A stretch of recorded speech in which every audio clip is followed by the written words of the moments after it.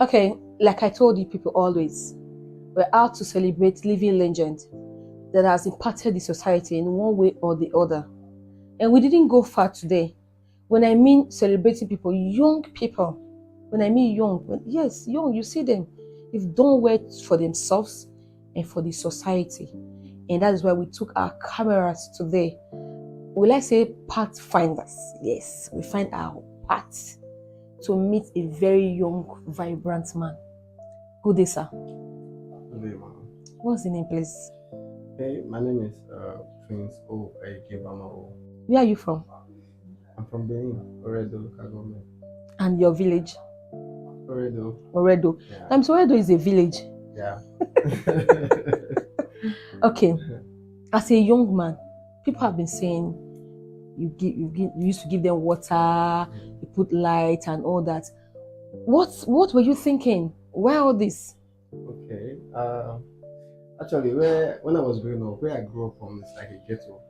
So, and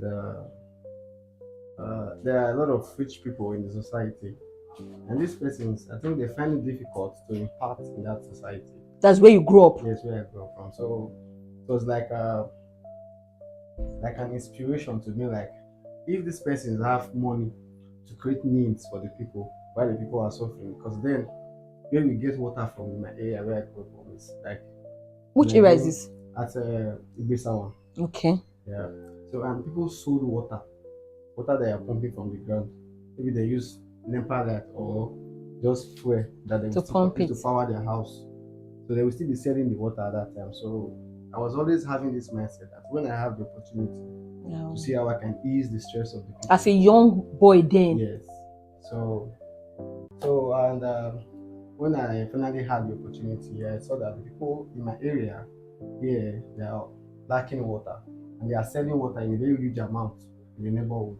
So I had to create a way in which they can get water in a very easy, at all time, without any form of inconvenience for them.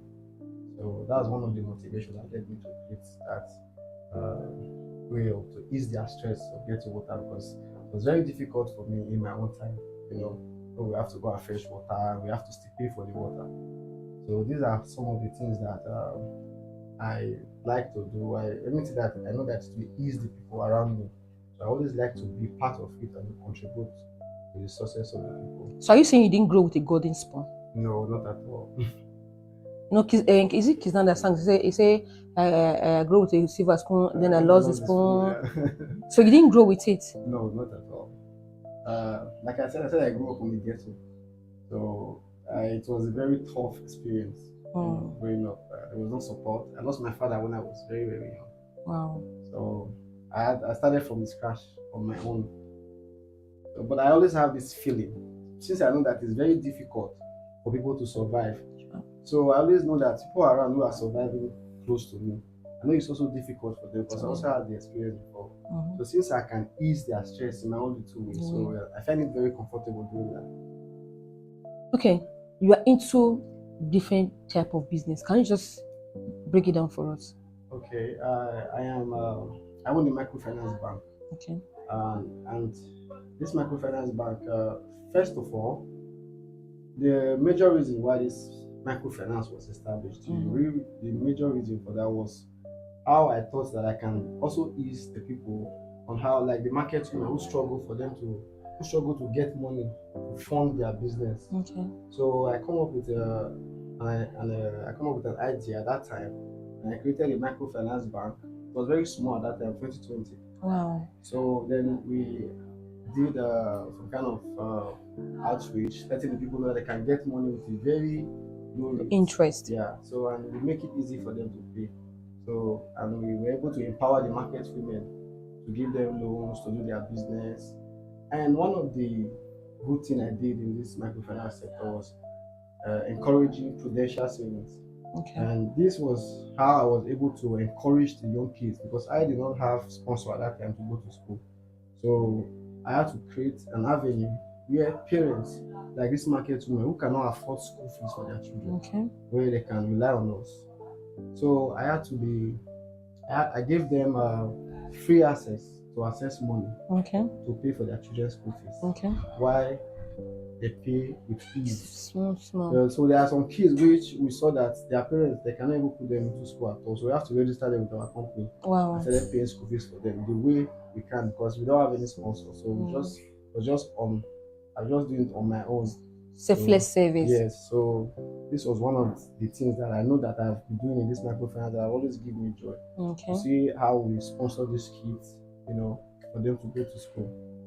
So far so good. We have really encouraged so many kids to go back to school. So if we say we should get one or two kids to talk to us from this empowerment, can we get them? Of course, yes. That means they are doing well. Yes. Start up your business, you want to improve your business, Bamawo is the best option for you. And also you are looking for a place to make savings, you want to invest, Bamawo is there for you. I'm Bamawo. Now yeah, maybe the place where they collect me. I will tell them, if you reach my store, now this money now I don't take buy machine for my store. I get different guests. Nothing when I never use this money.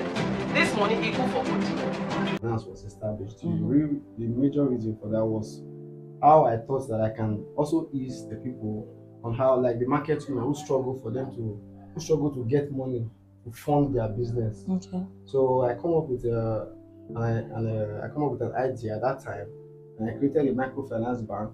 It was very small at that time, 2020. Wow. So then we did some kind of outreach, letting the people know that they can get money with a very low rate. Interest. Yeah. So, and we make it easy for them to pay. So, and we were able to empower the market women to give them loans to do their business. And one of the good things I did in this microfinance sector was encouraging prudential savings. Okay. And this was how I was able to encourage the young kids, because I did not have sponsor at that time to go to school. So I had to create an avenue where parents like this market women who cannot afford school fees for their children, where they can rely on us. So I gave them free access to access money to pay for their children's school fees. Why they pay with fees. Small. So there are some kids which we saw that their parents, they cannot even put them into school at all. So we have to register them with our company. Wow. And started paying school fees for them the way we can, because we don't have any sponsor. So I was just doing it on my own. Selfless service. Yes. So this was one of the things that I know that I've been doing in this microfinance that always give me joy. To see how we sponsor these kids, for them to go to school. So far so good. We have really encouraged so many kids to go back to school. So if we say we should get one or two kids to talk to us from this empowerment, can we get them? Of course, yes.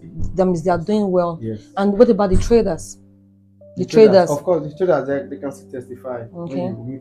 Well, we have a lot of them which you can meet and interview, and they will tell you how we have been supportive to them. Okay. Since 2020. And we have not given up. We are still trying our best. My name is Gift Meburu. So I'm a caterer. I cook.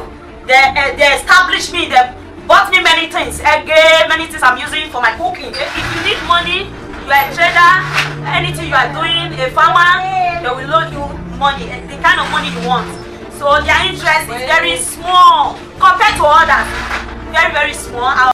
So apart from the microfinance, any other business? Yes, I run real estate.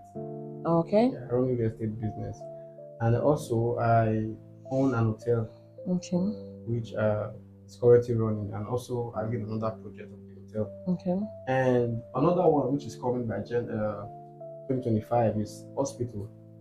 The hospital in my area, when you came around, you saw that there was nothing like healthcare service in this area. Okay. So I think which area is that? Which area are you talking about? I mean Eba.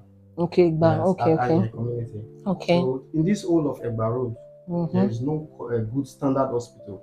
When the people are falling sick. When you say standard, what do you mean? Because I can go to a healthcare, any maternity home and take it. When you say standard hospital, like the hospital where you rush people, then we have to refer you there is no way they can restore that person, except maybe for minor injuries. Yeah. When you miss standard, where someone is like when they're like oxygen. Okay. All of those things, so they are not in this kind of hospitals. Yeah, those hospitals are just like, they will call it like a pharmacy, like a chemist, where you can just get to treat your wounds. Okay. So we have the projection, we have the 3D plan already. Okay. Of the hospital we want to build in this community, so that the people can also get easy access. Without government effort, are you saying this? Without government effort. Okay. Like we cannot wait for, want to wait for government effort. This might be another process. Like 100 years to come. Yeah, so but we need to start it. So maybe when they see the good work that we are doing, They can come and join. So they can come to encourage. Okay. So they will now have the the power to expand more. Okay. So this is these are the things which are So what is giving you all this mind? You own a microfinance, you want to build hospital, you own a hotel, you want to put hand into what's motivating you? What are you thinking as a young man? Like I said earlier, based on where I was raised from, Okay. I always have this fear, of being poor. Because I grew up. Are you saying poverty is not good? Yeah, it's not good. Poverty is that means you tasted poverty. Is that what you're saying? I tasted poverty. I stayed in poverty for a very long time. But staying in this poverty, when I was growing up, I was not that poor on my own. Okay. Because I was always working. I was always making money. Hustling. Yes. So, and while growing up, this business I mentioned, these are not my first business. Okay. Yes. I've been doing business since 2008. My first business I did was to sell a record store where they sell cassettes. Yeah, at that time I do conductor, sell pure water to fund this business. You don't mean it. As time goes on, I was expanding. So when I was doing this business, I still had more, I was having this hunger to open more establishments. So I don't want to remain in one place and just focus on one thing. What do you have to tell you because you're a young man? Okay, what I will have to tell the youth out there, I would like to advise them to not squander their money. There's always a chance, there's always a creative chance for you to create money and use it for something meaningful. So just like I've been a very good example to my society and to the youth around me.